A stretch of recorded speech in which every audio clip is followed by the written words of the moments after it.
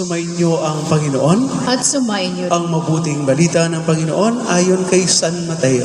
Papuri sa iyo, Panginoon.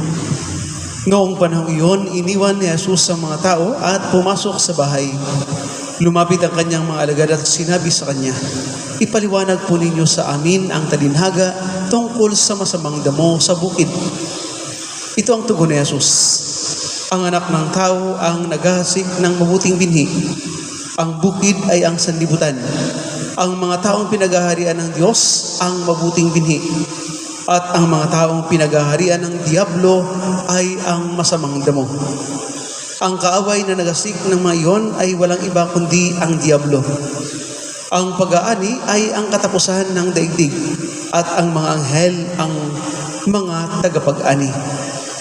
Kung paanong iniipon ang mga damo at sinusunog, gayon din ang mangyayari sa katapusan ng daigdig.